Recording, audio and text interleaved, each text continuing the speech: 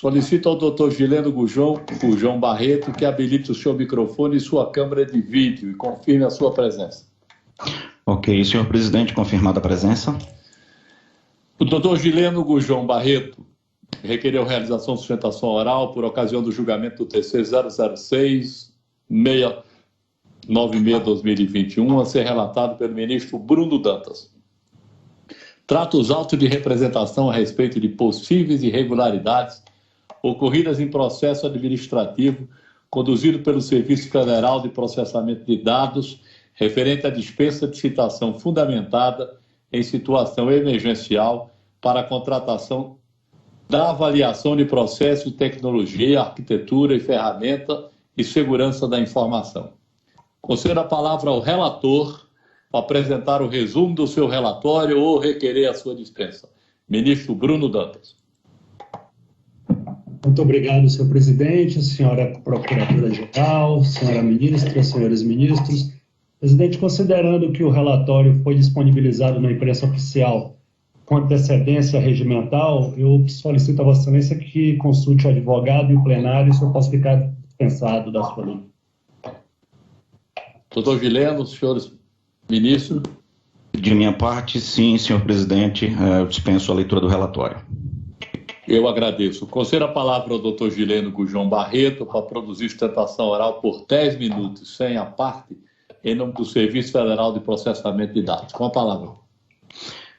Excelentíssimo senhor presidente, José Múcio Monteiro, senhor ministro relator, excelentíssimo senhor ministro relator Bruno Dantas, senhores ministros, senhora procuradora-geral Cristina da Costa Silva, caros colegas aqui presentes nesse ambiente virtual. Primeiramente, senhor presidente, eu fui agraciado com a feliz coincidência de fazer essa sustentação oral em sequência ao brilhante relatório proferido pelo ministro Haroldo Cedrais e pelas observações do ministro Sherman, né? E o que aconteceu foi muito bem resumido pelo ministro Sherman, pelo ministro Haroldo Cedrais. Quer dizer, nós temos uma dificuldade, né, de nos certificar da resiliência de certos sistemas, e em algum momento sistemas críticos, e em algum momento pode haver quebra de integridade. Essa administração do SERPRO, no seu quinto mês, né, de empossada, se deparou com a situação dessa natureza, que passaria a descrever agora, que foi o chamado incidente Pucomex. Nesse incidente, o SERPRO transferiu dados para o Ministério da Economia, para a SESEX, da balança comercial, incorretos. Transferiu dados a menor em 4 bilhões de dólares, o que causou naquela época flutuação na taxa do dólar, o que em algum momento obrigou o Banco Central a vender reservas, inclusive fato confirmado pelo presidente do Banco Central em uma entrevista concedida em jornal em janeiro desse ano. O SERPRO abriu sindicância, né, obviamente, e por meio de forense verificou falhas de procedimentos internos, de controles internos, nesses processos que governam o fluxo de dados e produção e sustentação de sistemas. Os empregados eram responsáveis diretos por esses controles sem que os processos previssem alguma supervisão ou que esses controles exigissem certas providências que poderiam evitar erros. Então, concluiu-se que por falha na governança interna, né, de controles, de processos e procedimentos, e considerando o ambiente que o SERPRO lida, com mais de 700 sistemas, muitos desses sistemas críticos que o ministro Haroldo Cedrais mencionou estão lá no SERPRO, né, selecionou para foco 10 sistemas que poderiam trazer o maior prejuízo à União em caso de quebra de integridade, pela sua própria característica, pela sua integração, né? Muitos dos sistemas que rodam no SERPRO são integrados com outros sistemas, de forma que uma falha de integridade pode resultar em falhas em outros sistemas. O SERPRO constituiu uma comissão, como exigido pela Lei 13.303 e pelos seus normativos internos também, e concluiu pela necessidade de uma contratação emergencial, que o fez com base no artigo 29, inciso 15, da Lei 13.303, né? Ora, após a contratação, o SERPRO trouxe à CEFT cópia da íntegra dos documentos para que ela o averiguasse. E foi apanhada de surpresa, não pela análise técnica, mas pela juntada de uma representação do MPTCU, né, que é a base dessa lide, que é ora sobre apreciação. Ao saber do despacho, né, inaudita, do excelentíssimo senhor ministro Bruno Dantas, o SERPRO, ainda em 27 de fevereiro, suspendeu a execução do contrato antes mesmo da sua intimação, que foi em 3 de março. Iniciou-se, então, a fase processual que seguiu a oitiva, né? As discussões seguiram, com a devida vênia, não necessariamente a legalidade da emergência, mas questões de ordem operacional, sobre se o SERPRO poderia ou não executar esses serviços contratados internamente, ou sobre mesmo a conveniência dessa contratação. E isso, em algum momento, segundo a nossa perspectiva, trouxe algumas distorções ou algumas constatações com a devida vênia indevidas. Não se discutiu, né, o cerne da questão, na nossa opinião, se os requisitos legais para a contratação emergencial, que foi decidida pela administração, foram atendidas. E isso é o que contempla a boa parte das oitivas que foram feitas pelo Ministério Público e, pela CEFT. Bom, no mérito, o SERPRO entende que ele está, obviamente, sob a égide do artigo 173 da Constituição Federal, que prevê, como de relevante interesse público, a prestação de serviços de tecnologia da informação no mais alto nível exigido pela administração pública brasileira. Por outro lado, a administração tem um dever de diligência, não apenas do direito administrativo, mas também da lei das SAs, artigo 154, 156, 157. E diante de uma situação que julgou emergencial, decidiu pela contratação de uma consultoria que pudesse fazer frente ao tamanho desse desafio, o tamanho do desafio do SERPRO, para si mesmo, né, e para a própria administração pública em face dos sistemas críticos. Ora, diante de uma potencial nova falha, o acionista, o Ministério da Economia, solicitou providências à empresa para que isso não se repetisse. E justamente pelo dano que poderia ser causado à reputação do próprio SERPRO e também à sociedade. Nesse sentido, senhor presidente, senhores ministros, senhor ministro relator, a administração entende que seguiu a lei e suas normas internas. Então, essa corte agora decidirá, né, se a administração do SERPRO decidiu corretamente sobre o que é um tema de emergência, o que é uma emergência na forma da Lei 13.303, ou se, nesse caso, né, a letra da lei é de inviável aplicação, pelo menos nesse caso. E por que isso, senhor presidente, senhor ministro relator, senhores ministros? Porque com a devida vênia, né, é de se arguir se é possível a um gestor, distante desse dia a dia, participar da dinâmica de uma empresa nos dias atuais, em especial de TI, né? E decidir se é ou se não é uma emergência, se as questões a serem respondidas, que na nossa questão foram não indevidas, foram incorretas, né? São diversas do foco do problema, que é isso que, na nossa opinião, demonstra os autos. É de se arguir, senhor presidente, senhores ministros, se a administração de uma empresa pública pode cumprir para com seu dever de diligência, no caso, diligência pela integridade e resiliência dos sistemas da União, se na prática, diante de uma situação de fato e da maior gravidade, não tem o instrumental legal que a lei, no seu entender, disporia para tanto, né? Isso posto, senhores ministros, já caminhando para o final, né, o SERPRO entende que a emergência sim persiste. Entende que, diante dos prazos factíveis para a consecução de um procedimento licitatório de técnica e preço, de aproximadamente 6 meses, no caso do SERPRO, e apesar da resiliência do SERPRO e das ações internas que têm sido adotadas para corrigir esses problemas, a empresa necessita de aporte técnico de consultores externos para alcançar esses objetivos mais rapidamente. O SERPRO entende que a administração selecionou 10 sistemas com esse maior grau de integração e que, por isso, pela sua própria natureza, esses seriam sistemas que poderiam causar maior prejuízo, além daquele que foi causado, um prejuízo indireto, mas um prejuízo, né? E que esses 10 sistemas constituem um percentual diminuto, né, daqueles sistemas mantidos pela empresa, e que, obviamente, caso problemas maiores fossem encontrados, que a resolução, eventualmente, se o SERPRO não pudesse fazer, eles seriam licitados, né? O SERPRO entende ainda, senhor presidente, senhores ministros, que a dinâmica de TI da administração pública em geral, ela é diferente da dinâmica de TI de uma empresa de tecnologia de ponta, como no caso do SERPRO. Que os riscos de TI do SERPRO, eles surgem a cada dia, né? São ataques cibernéticos, a própria adequação LGPD, e que diante da constatação feita pela administração, sim, a emergência está configurada. O SERPRO ainda entende que se as adequações podem ser feitas no processo de contratação, que elas sejam feitas, que aliás foi o objetivo inicial seu ao levar os autos, a levar o processo de contratação e entregar em mãos à CEFT, tal como consta nos autos o protocolo feito pela empresa, antes mesmo da representação do Ministério Público. O SERPRO entende que a lei das estatais veio para viabilizar a sua atividade, um ambiente econômico cada dia mais rápido, dinâmico, desafiador e sofisticado. Por isso, não pode e não deve ser interpretada a lei com uma lanterna na popa, totalmente manter a administração como antes, engessada em situações desse tipo, pois isso seria tornar morto aquilo que o legislador pretendeu, manter vivas as estatais. O SERPRO ainda entende que o custo de imagem para a sociedade seriam muito maiores que o custo dessa contratação, que sim é compatível com preços de mercado, como demonstra os autos, e que uma empresa do tamanho e do porte do SERPRO, que fatura 3,5 bilhões de reais, qualquer dano material ou intangível superaria em múltiplos os valores contratados.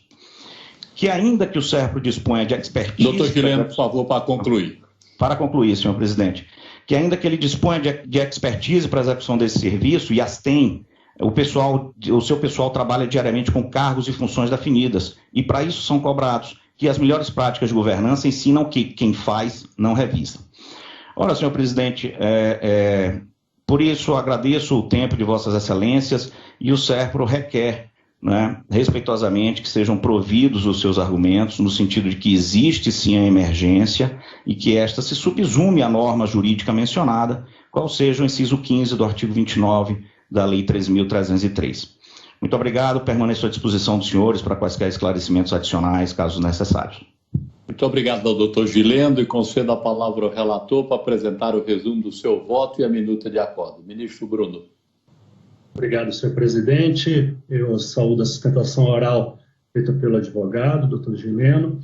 Trata-se de representação com pedido de medida cautelar formulada pelo Ministério Público junto ao Tribunal de Contas da União a respeito de possíveis irregularidades ocorridas no processo administrativo número tal do SERPRO, o qual se refere à dispensa de licitação fundamentada em situação emergencial, conforme o artigo 29, inciso 15 da Lei 13.303, a Lei das Estatais.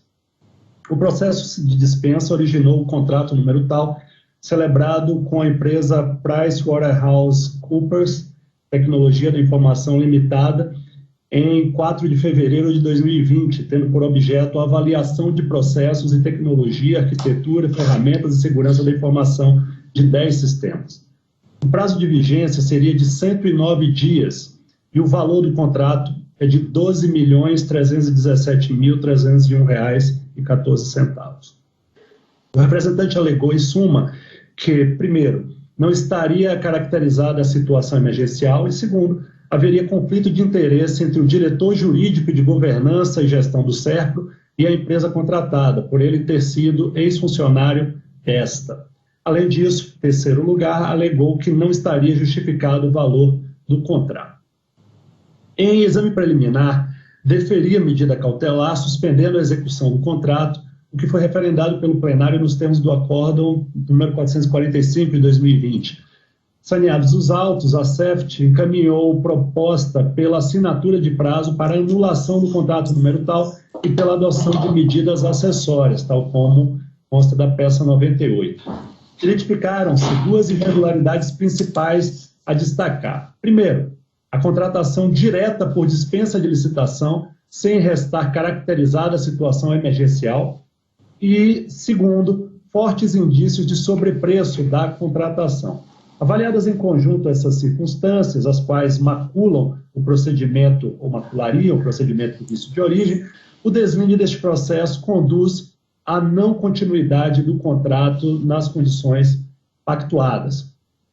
O episódio que indicou a necessidade de contratação em análise decorreu, como bem exposto nesta tribuna virtual, senhor presidente, de uma falha em novembro de 2019 na transmissão dos registros referentes à extração e à gestão de informações críticas de dados estatísticos das exportações brasileiras no sistema PUCOMEX-DUE, especialmente em divergência nos valores de exportação da balança comercial brasileira.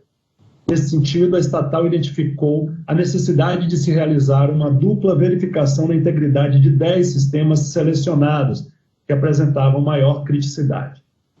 Os segmentos de objeto da consultoria foram processos e procedimentos adotados no desenvolvimento e operação de TI, avaliação de arquitetura, avaliação de tecnologias e ferramentas utilizadas e, além disso, avaliação de segurança.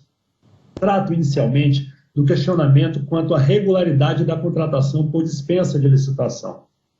E inicio dizendo, senhor presidente, senhores ministros, que não se está questionando a necessidade da contratação, pois cabe, naturalmente, de forma exclusiva ao SERPRO identificar as suas próprias demandas.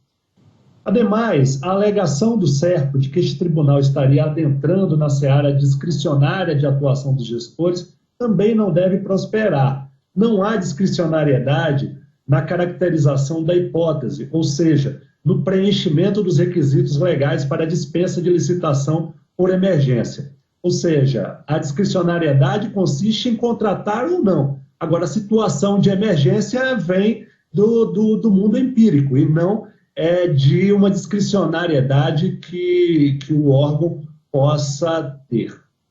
No caso concreto, pelas palavras do próprio SERPRO, a emergência decorreu de um problema pontual, incomum, não complexo, mas de difícil detecção e avaliações internas de qualidade.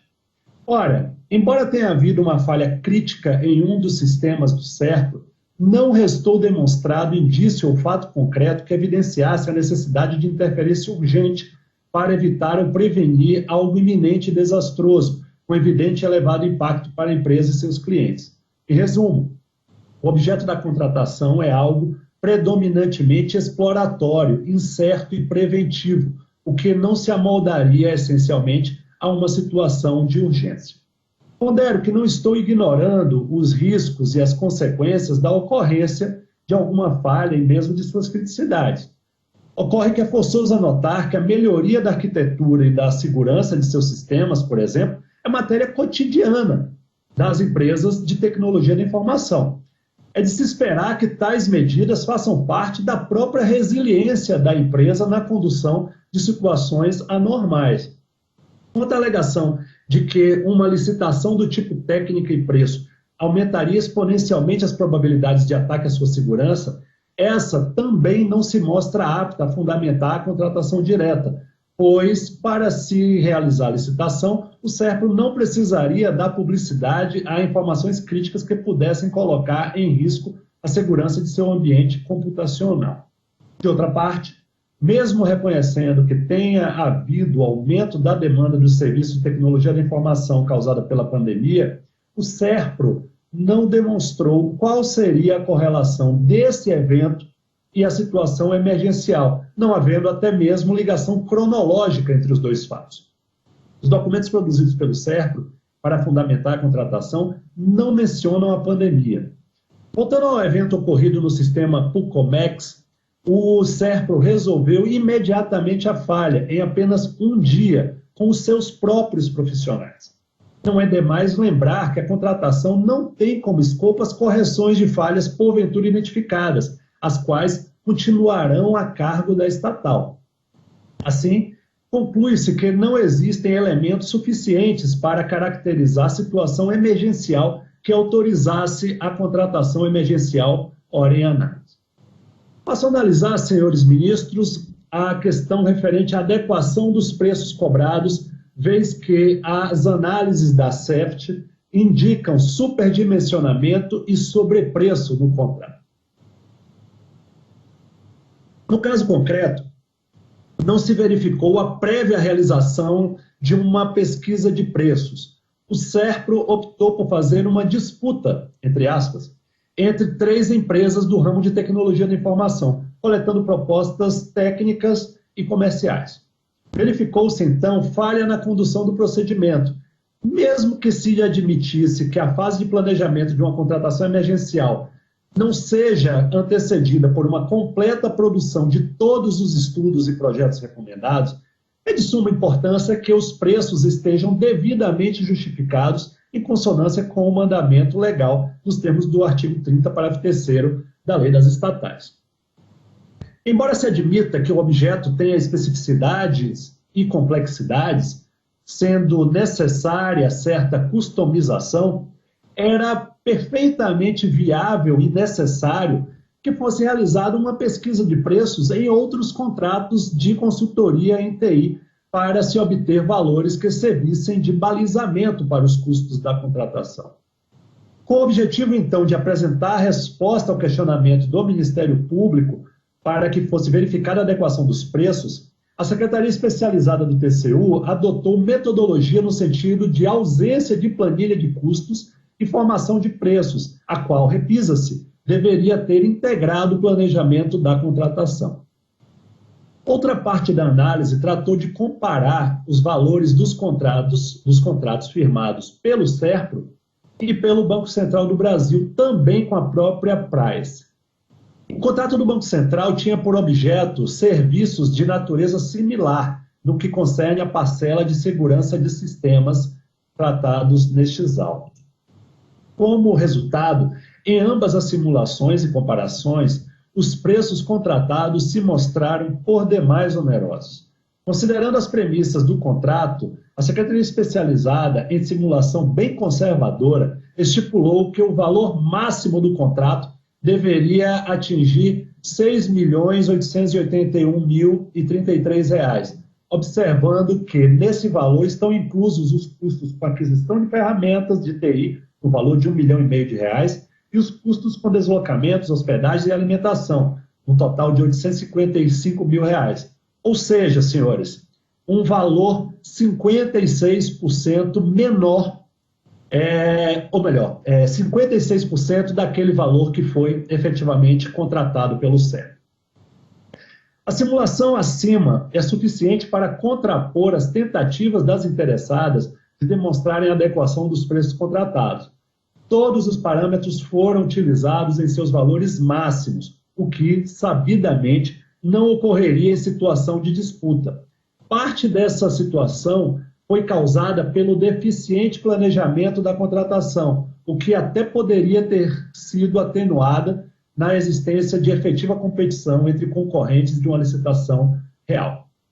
A falha mostra-se mais grave quando não se verifica nos autos que o SERPRO tenha feito análise crítica dos preços ofertados pela contratada. Outra parcela do preço contratado, que chama muito a atenção, diz respeito ao item relativo à aquisição de ferramentas de TI, especialmente referentes à aquisição de licenças de software no montante de R$ 1,5 milhão. Isso porque não foram discriminados, entre outras informações, quais seriam os softwares e suas versões, o que dificulta a própria análise da proposta. Também não restaram justificados os questionamentos apresentados pela CEFT sobre as razões de não se reaproveitar as eventuais ferramentas relacionadas à segurança da informação e desembolsadas pela contratada para utilizar as ferramentas básicas de desenvolvimento, tais como COBOL, Python e Natural Adabas. Outro ponto que fragiliza a correta precificação diz respeito ao fato de que, para alguns serviços, não foram definidos quais seriam os entregáveis e os respectivos critérios de qualidade esperados, situação apontada antes da contratação pela auditoria interna do próprio SERPRO. Mesmo que se admita que, em decorrência do simplificado planejamento, não tenha sido possível realizar os estudos técnicos preliminares de maneira completa, as falhas acima reforçam as dúvidas levantadas pela unidade especializada de que alguns itens poderiam até mesmo não serem totalmente executados ou entregues com qualidade inferior ao adequado. Em conclusão, senhores, com base nas análises empreendidas, não restou demonstrada a adequação dos preços referentes ao contrato 73.353 de 2020. Ao contrário, são robustos os indícios de que os preços praticados estão acima dos de mercado, os quais poderiam ser obtidos a partir de uma licitação adequadamente planejada, com efetiva competição entre os participantes. Examinadas as questões colocadas, verifica-se a situação de uma dispensa de licitação sem que estejam claramente presentes os requisitos que a justificariam, que pode resultar numa contratação, ao que tudo indica, desvantajosa para a administração. Em conjunto, essas circunstâncias impõem medida corretiva por parte deste tribunal, em linha com a proposta realizada pela Secretaria Especializada. É certo que, a rigor, os vícios caracterizados levariam à anulação da contratação como um todo. Todavia, há que se reconhecer a possibilidade de relativização das nulidades, tendo em vista a preservação do bem jurídico igualmente relevante. Ainda que os elementos justificadores da contratação emergencial não estejam presentes até o momento, verifico das alegações do SERPRO que razões de interesse público podem recomendar, excepcionalmente, a manutenção da contratação, desde que atenuadas suas consequências mais gravosas, no caso, os preços superdimensionados. Entendo que o desdobramento natural dos apontamentos teria como consequência jurídica a anulação do contrato, em linha com a proposta da CEFT. Verifico, entretanto, espaço para que esta Corte possa facultar ao SERPRO, alternativamente e de modo a manter o contrato, a repactuação dos preços praticados, adequando-os ao justo valor a ser pago pela prestação dos serviços, o que se traduz na busca de uma solução jurídica proporcional para o caso. A meu ver, essa renegociação deve ser precedida de uma análise técnica circunstanciada acerca dos valores a serem pagos, sempre considerando como limites superiores para o pagamento dos profissionais envolvidos na avença os parâmetros já muito conservadores utilizados na análise técnica da CEFT. Portanto, faculta-se às partes a repactuação do contrato com base nos parâmetros acima, com vistas a dar continuidade à avença. Na hipótese de a negociação mostrar-se infrutífera, cabe ao SERPRO anular o contrato número 73.353/2020, firmado com a PricewaterhouseCoopers Tecnologia da Informação Limitada. Por último, senhora Procuradora-Geral, senhor presidente, anoto que as peças indicadas pelo SERPRO já se encontram classificadas como sigilosas nos autos. De outra parte, concordo com a análise empreendida pela CEFT no sentido de não se acolher o pedido de que as instruções e as deliberações deste tribunal que fizerem menção a peças sigilosas também sejam classificadas como tal.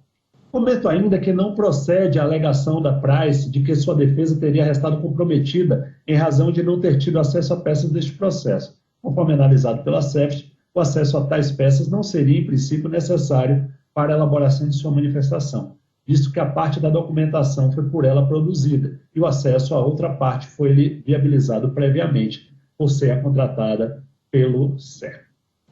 Registro também que não restou evidenciado nestes autos o conflito de interesse na atuação do diretor jurídico de governança e gestão do SERPRO apontado pelo Ministério Público quanto à condução e à escolha da empresa Price, a despeito de possível afronta ao princípio da segregação de funções.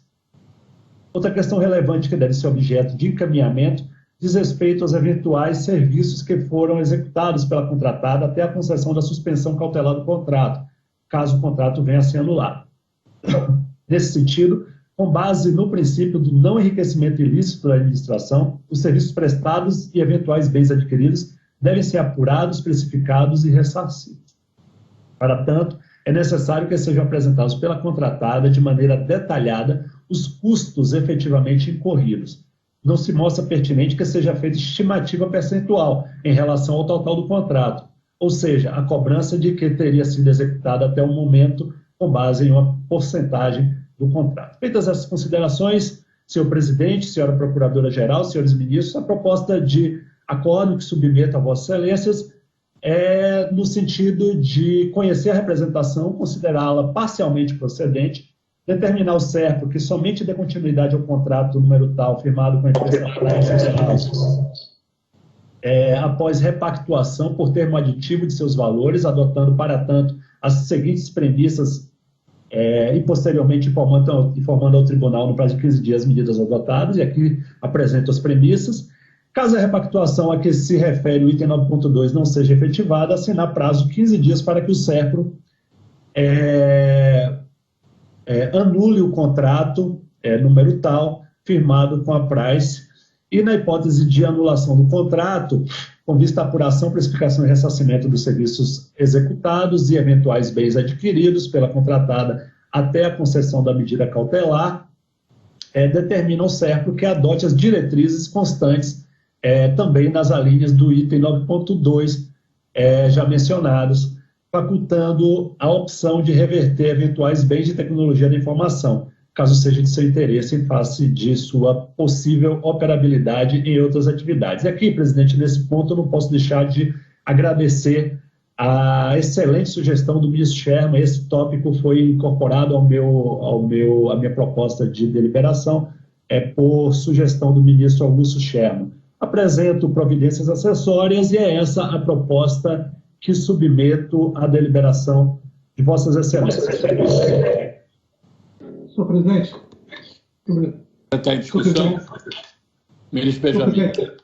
Só para louvar a decisão do ministro Bruno Dantas, Sua Excelência busca usar a teoria das nulidades de uma forma inteligente, moderna, a possibilidade de convalidação de parte do processo. Não há, na minha opinião, como Sua Excelência deve ter deduzido também, um dolo evidente, né? Há um erro, e me parece que a solução é muito interessante e provavelmente deve ser incorrida e não anulação. Isso me parece muito adequado ao caso concreto, né? Muito mais do que o controle subjetivo de punição ou instalação de TCE decorrente da anulação, se fosse o caso, a possibilidade do uso dessa medida preconizada pelo ministro Bruno Dantas. Parabéns. Presidente, eu quero usar da palavra. Com a palavra. Senhor presidente, senhores ministros, senhora procuradora, também quero louvar, ministro Bruno, a sua engenhosidade para salvar esse contrato, porque a unidade técnica propôs a anulação do contrato e Vossa Excelência deu uma oportunidade para que o SERPRO repactue esses preços para poder dar continuidade. Se não conseguir, que anule o contrato. Foi realmente muito inteligente a proposta que Vossa Excelência traz. Mas eu quero, ministro Bruno, no item 9.7 do seu acordo, que foi distribuída a proposta de acordo, Vossa Excelência diz assim: orientar a CEFT no sentido de monitorar o cumprimento da determinação constante do item 9.2, que trata dos critérios para repactuação, bem como eventuais desdobramentos que advirem de eventual anulação do contrato.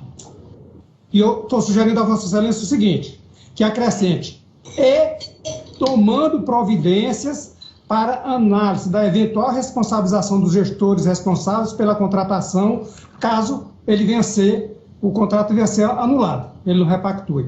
Isso, eu estou colocando aqui, ministro, é o item 80 da instrução, que a unidade técnica que deixava de eu propor nesse momento, que ele mandou anular, ele propôs anular. Vossa Excelência aproveitou e disse: olha, se não repactuar, anule. Então, se anular, eu estou sugerindo a você que aproveite logo e já tome providências para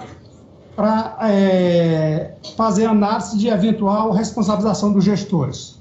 Claro, caso haja anulação. Caso haja anulação, exatamente. Perfeito. Senhor presidente, me permita.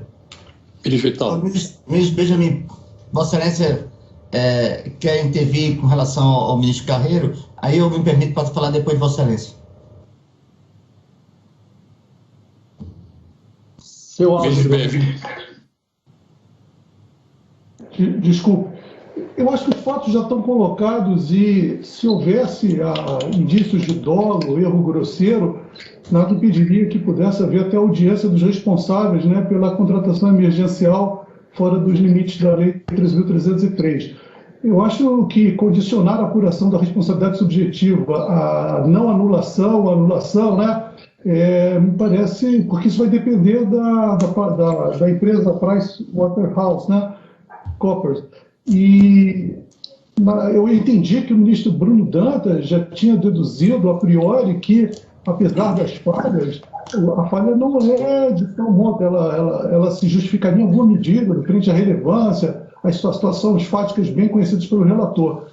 Então, assim, eu usaria dizer que é uma espada de Damocles colocada no pessoal do SERPRO, porque dependeria a apuração da responsabilidade individual deles. Eu não sei que seria isso, seria TCS, seria audiência, multa, dependeria de uma opção fortuita, voluntarista própria da Pricewaterhouse, de anuir ou não a repactuação suscitada pelo ministro Bruno. Eu entendo que essa questão já estaria superada, de verificar a responsabilidade dos gestores do SERPRO, né? Na verdade, presidente, só para a gente ministro Bruno. Fechar esse ponto antes de passar para o seguinte, porque de fato tem uma proposta do ministro Carreiro e o ministro Benjamin trouxe uma consideração importante. De fato, a análise que a CEFT traz e que o meu gabinete empreendeu e eu trago a Vossas Excelências, dá conta de que, de fato, houve falha, de fato, há vício no contrato, mas do conjunto de alegações que o Ministério Público nos traz, aquela que poderia ensejar a anulação dentro de uma regra de flexibilidade seria o preço. E por isso está sendo possibilitada a oportunidade de uma repactuação. Agora, ministro Carreiro, de fato, o ministro Benjamin tem razão quando diz que nós estaríamos a entregar a responsabilização dos gestores do SERPRO a um evento de que o próprio SERPRO não tem controle algum, é só a empresa Price. Porque se porventura a empresa Price não aceitar a repactuação nos moldes propostos pela Secretaria Especializada do TCU e eventualmente endossada pelo plenário, a anulação do contrato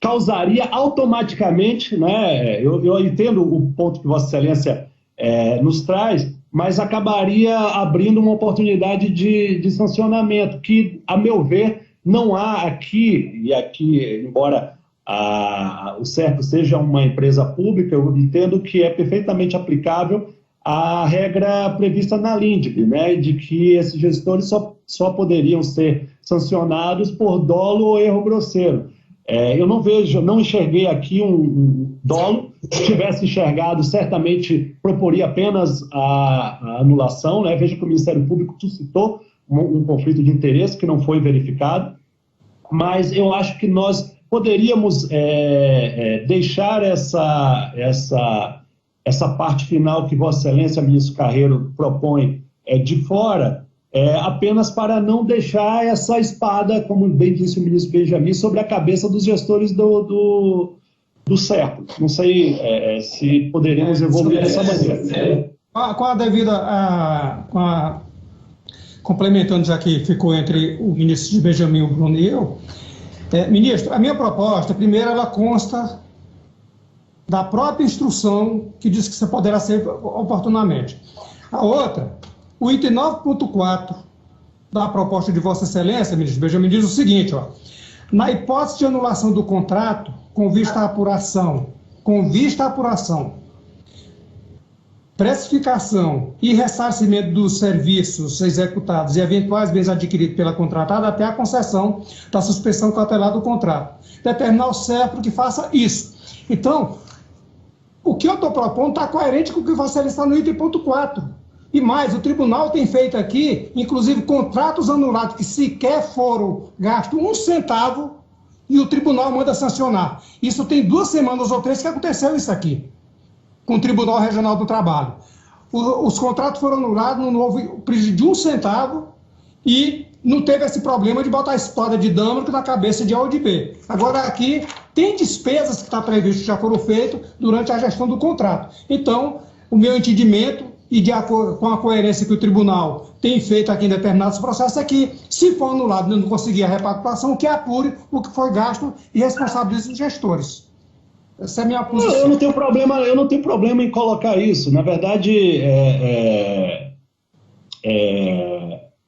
poderia aqui haver alguma antinomia, mas eu também, ministro Benjamin, eu também não acho que como se trata de uma orientação para que a Secretaria monitore essa questão e, em caso de anulação, ela vai apresentar ao relator e a gente vai analisar. Acho que também não haveria problema maior. Não sei o que Vossa Excelência acha. Se houver anulação e ela não cumprir o que consta do item 9.4, sim, com certeza, cabe responsabilização. Eu concordaria com o ministro Carreiro, sem problema nenhum. Isso, podemos fazer essa avaliação, ministro Carreiro. Mas repara, a responsabilização pela não implementação dessas diretrizes constantes do item 9.2 acima. Aí sim, com certeza. Talvez eu tenha entendido mal a proposta do ministro Carreiro. Aí eu concordaria plenamente. Perfeito, acho que... Obrigado. Presidente, então acho que chegamos a um entendimento. Eu vou redigir esse item 9.7 que o ministro Carreiro está sugerindo e vou ouvir o ministro Vital, naturalmente, mas de plano eu já digo que vou apresentar a redação ao final da sessão quanto a esse... Ministro Bruno? Pois não, ministro Charles, pois não. Presidente, aí seria, no caso, a responsabilização se houvesse descumprimento do item 9.4, é isso? Não. Isso.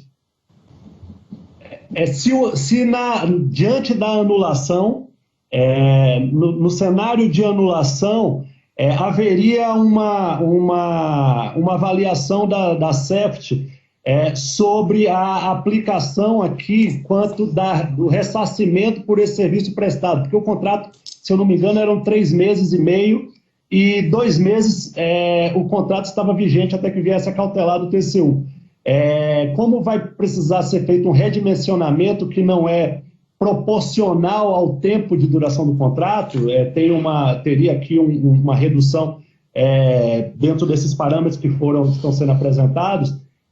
Caso haja anulação e esse item 9.4 conduza a um desembolso, né? A uma despesa incorrida da vigência do contrato, exatamente, é isso mesmo. O desembolso pela administração de um valor maior, aí sim poderia ser feita essa análise. Mas no item 9.4, ministro Bruno Dantas, ele já constava do voto de Vossa Excelência. Vossa Excelência propõe que o ressarcimento pelos serviços já prestados seja feito com base nos preços, na referência de preços que a CEFT apurou. É isso, o item 9.4 significa isso, né? Isso. Então, assim, se a proposta for, se vier a ser anulado e o ressarcimento não for feito de acordo com o item 9.4, pode haver a responsabilização. Isso, é isso. Mas eu queria saber se é essa a proposta. Se essa proposta do Carreiro... É essa, né, ministro Carreiro? Sim, pode, exatamente. É exatamente essa. Exatamente. Ok. Então, ministro Bruno... Obrigado. O que faz sentido é punir depois pela dispensa indevida de licitação, entendeu? Porque isso já está colocado. Agora, por não seguir o voto, perfeito. Então, eu vou aguardar uma redação final, ministro Bruno, para poder colocar em votação. O senhor concorda? O ministro Vital parece que queria falar, presidente. Ministro Vital do Rego. Ministro Vital do Rego com a palavra.